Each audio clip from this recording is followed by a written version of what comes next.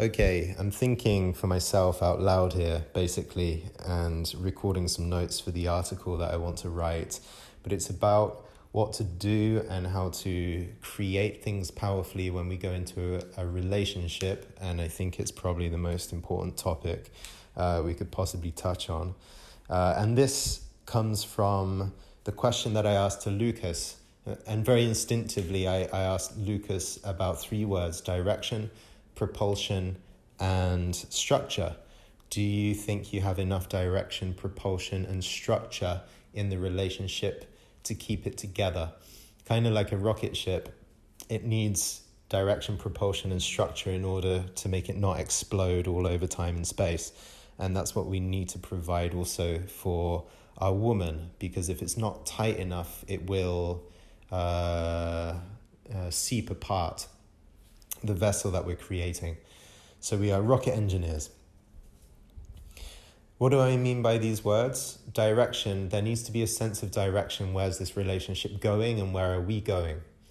And you can get away with it if you fall in love really well, really deeply for 6 to 9 months. You can get away with not knowing, but you're both riding that infatuation because the hormones are up and you just want to be together all the time. But if you don't have a sense of direction, then 6 to 12 months down the line, she'll definitely be bugging you and wanting to know. So watch out. And then if you're a man and you don't have a sense of direction and you're just wanting to do the mushy love stuff or the erotic stuff, she might not sign up for that in the first place if she doesn't know what the direction is going to be. Like, you might need to even have your direction clear and sorted on date number 1. Otherwise, she just won't think you're a rocket ship that's going to actually take her anywhere beautiful or meaningful or safe or aligned with the kind of life that she dreams for herself. So you need to set a direction. Often a woman will ask things like, are we going to get married or kids and all that kind of stuff that shuts men down. Actually, the direction can be a lot wider. We can be a lot more diffuse on our sense of commitment to her and how kind of traditional or settled down we want our relationship to be. The stronger you are in your sense of direction and vision for your life and your and her life together, the more you can get away with non-committal attitude because you're actually really committed to something else.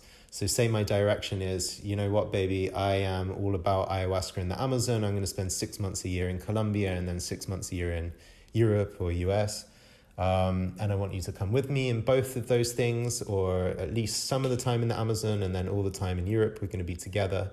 And this is important for me because I'm doing an apprenticeship. I'm on my spiritual path and this is where we're going. And I want you to be my girl. I want you to be by my side.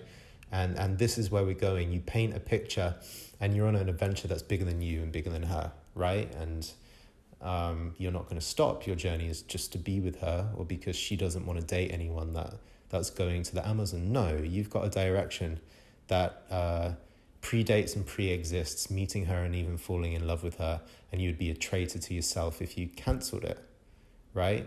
So all of a sudden you've got a direction that you can inspire her with. Maybe it's marriage and children in the community. Maybe it's we're going to do this in the world and we're going to go to this crazy exotic place. Or maybe like Lucas says, and he says it really beautifully. I'm going to look up his words. No, I can't find them. Something like, yeah, I want to continue living with you and living in this town and living within this community and having this life that I choose and we choose in this beautiful neck of the woods in Austria, right? So that's the direction. Some men might think, oh, well, that's settling. That's not a very big life. You're not very far from home, and that's what you were doing anyway, and it's kind of pedestrian. But actually, if it's your direction and it's not settling, then it is your life, right? Our direction together is we're going to stay here in this hometown, and we're going to live this life in our community, and we're going to celebrate every day of it. I'm leading now into the next section. So you've got your direction, whatever it's going to be. This is the direction I'm going. This is direction that you will be going in if you join me for the ride. This is what our life is going to look like. And then you speak it to her. You make it very clear. This is my vision. This is my vision for us. How do you feel? Do you wish to embellish it with anything? Do you wish to try and amend it with anything? Do you wish to change it? Do we have to compromise? Hopefully not. Let's maybe we have a little bit of a power struggle over that. But if she's in love with you and devoted and trusts you, a woman would give up her vision and go on to yours, because that's what it means to be the masculine in the relationship. You're the one who provides the sense of vision and direction, and she will climb on your train and not vice versa. You can climb on her train as well. Totally fine. But we're talking about masculine and feminine at this point. Polarized relationship in that direction. Okay. The second word I asked of Lucas was propulsion. And this means, you know where you're aiming your rocket ship and what adventure you want to live, but how much propulsion, energy, enthusiasm, zest, passion, love, deep acceptance of the goodness and the beauty of your direction do you have? Propulsion. Are you excited when you stand up and say to your woman, we're going here, this is our vision, this is my vision for us, this is the life that we're going to live, this is how we're going to live it. Are you excited? And then your excitement will transfer onto her.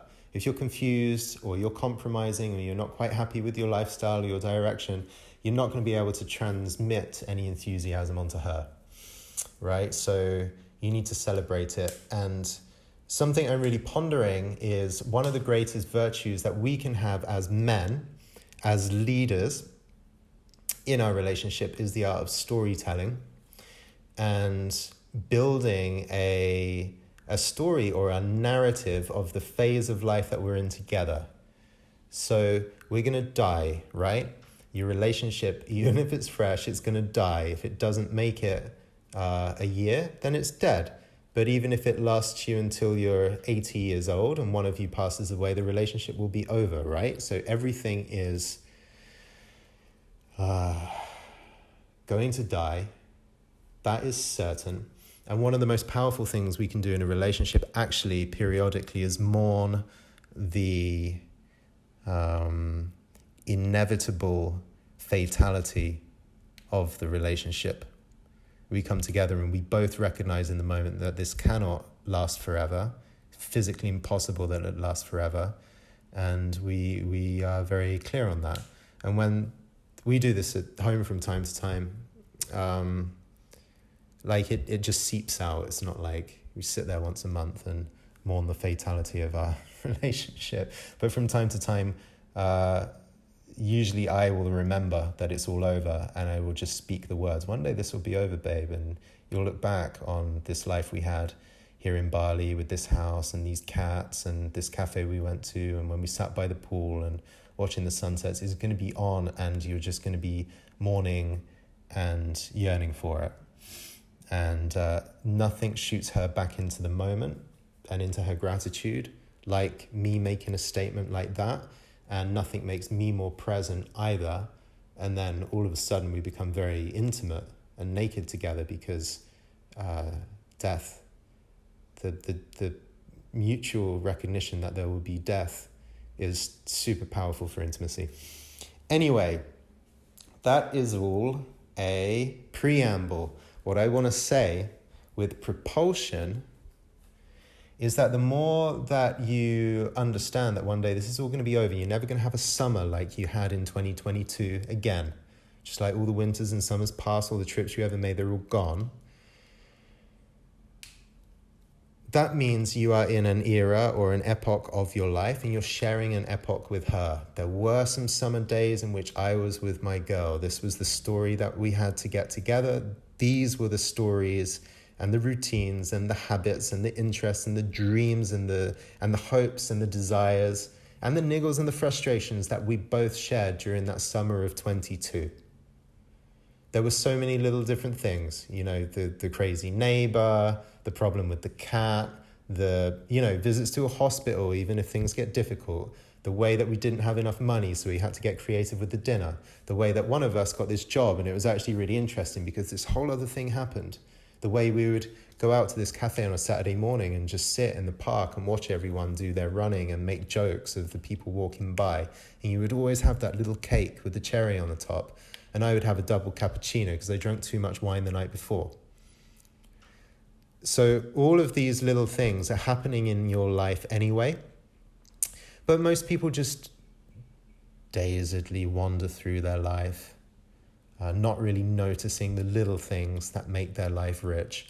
But if you call attention and appreciation, and you tell a little story about all the little things that you're doing together, all of a sudden, like a filmmaker or a novelist, you are narrating the experience of your summer, your epoch, with your girl, with your woman, and you're making it come alive in front of her ears and her eyes. And all of a sudden, you're not two people plodding your way through the struggles of life, but you are two people on an adventure. Take her on an adventure. You need to have an adventure that's bigger than you, bigger than her, bigger than everything. Oh my God, I'm going to have to take my girl on the back of a yak and break into Tibet and track down the Dalai Lama. Or, it has to be wild. We need to sail to Papua New Guinea and see the pygmies and the natives jump up and down with their crazy wooden carvings. No. The adventure is the life you're actually living now. If Lucas says, I want to stay in my hometown and enjoy community and nature here and live in this house and live with you, and that's my day-to-day, then it's just as adventurous. What makes it turn into an adventure is the fact that you narrate it and you tell the story of the phase of your life that you're living and make it come to beautiful, vivid pictures in the front of her mind. It's like, as a partnership, you're collecting myths and stories together all the time. Remember that time when we did this? Remember that time when that happened? Remember when we used to go here? These are all little stories that give your relationship a sense of identity. You go on a double date with another couple and you tell the story about how you got together and all the things that you do. Couples share stories together. So to the extent that you're actually creating these stories because you see them and you name them, you're actually creating an adventure in both of your minds. And the more you tell the story, the more you name and you live in the moment, and you are very conscious about how you are living in the moment and the memories you're creating as you're creating them, then further down the line, both of you are going to remember that summer that you spent together in a lot deeper a way. So that's leadership. You name the things that are happening in your unfolding relationship and you call it out and you celebrate it. Wow, we're living this. We are living the summer of 2022. This is what's going on. Crazy things in the world in the background, but we're living our simple kind of little life as a couple here, just getting together, just starting out. These are the stories that I tell. And this gives propulsion. The fact that you're excited about your mundane little life together, that gives propulsion to the relationship. It gives a hard-on to the relationship, virility to the relationship. So you've got direction, you've got propulsion. I mean, I hope you can feel the energy in which I'm describing this, because this is masculine thrust, even if you stay in your hometown. So the third thing is structure, and a relationship needs a structure. And basically, if you're a rocket ship, you're hurtling deep into space, going for the wormhole, propelled like crazy, leaving a trail of fire and smoke behind you, then the final thing you need is a structure, which means that the rocket ship doesn't explode and disintegrate into pieces and spread itself all over space. So what does that mean? In a relationship, emotions are going to happen. Emotions are the feminine. Consciousness and awareness is the masculine. So she's going to have emotions as a woman, as a feminine. You're also going to have emotions because you have feminine inside of you as well. So you need to bring as much as you can awareness and structure so that when all of the the feelings, the energy, the outbursts, the conflicts, the arguments, the huge kind of tectonic disagreements. We're not sure where this is going or even if it's going to work. The trauma, the sexual explosion, which might cause unpredictable behavior. You know, the beast is unleashed and she or you go wild in a fit of self-expression. All that stuff is just going to blow up all the time during your relationship. So structure are the two of you going to remain together or be able to stick it out together in a healthy and robust and caring way? Or are the things that happen within the weekly unfoldment of your relationship liable to blow up your rocket? So structure is, how do you deal with these things? And structure might be as simple as you're extremely enlightened and really self-aware, so that when anything threatens the security and health of your relationship, you can put an end to it and deal with it in a really good way. Pure awareness is a structure, right? But for most mere mortals, it might look like agreements, commitments, promises, rituals, things that you do regularly to ground the energies and coalesce the energies, right? So I won't go too deeply into this, but what does it all mean? Agreements, hey, sleeping with other women or other men is off. It makes me feel insecure and it makes my anxiety go up and I really don't want it. So one of our agreements is monogamy. What constitutes monogamy? Well, no kissing on the lips. Okay, well, can I go out for lunch with a woman? Yes, if it's business. No, if it's personal. What constitutes business? What constitutes personal? Am I allowed to celebrate a woman and you'll be okay? Yes, but are you trying to get something? So there's all these agreements about fine lines. What is good ethical behavior that allows the structure of the relationship to remain? And some women will have a lot of tolerance for that, and some women will not have a lot of tolerance. And you might have a high or a low tolerance in terms of what you need in order to feel safe and close to your partner. So you make agreements about what you're going to do, what you're not going to do. Who goes to the supermarket? Who manages the money? Do you keep your money separate? Do you bring the money together? Who cleans the dishes? What time do you get up in the morning? If you're living in the same house, you've got a lot of those things. If you're living in different houses, how many times a week do we see each other? What's too much? What's too little? What about texting? How should we text each other? She wants more, you want less, but what's a consistent thing to make everything good? Because if you get any of these things wrong, from the dishes to the text to the celebrating other women when she has a real jealousy thing, if you get any of these things wrong, your energy is going to kick off in the relationship. Anxiety, panic, fear, mistrust, it's going to blow up and threaten the integrity of the rocket. So you need to not copy all the relationship agreements from the Bible, let's say, but you need to custom make relationship agreements that are going to allow the two of you to live maximally and both feel safe enough so that emotions are not going to kick off and you're not going to trigger each other's traumas, unless you have the structures to work through them. Anyway, you can see that this goes quite deep, but and there's a lot to it. But things like boundaries, commitments, agreements offer that kind of structure, but also celebrations, right? Everyone's all about relationship boundaries and agreements and integrity and so on, but also celebrations. Like, do you go out and celebrate your relationship? Do you go out to celebrate her?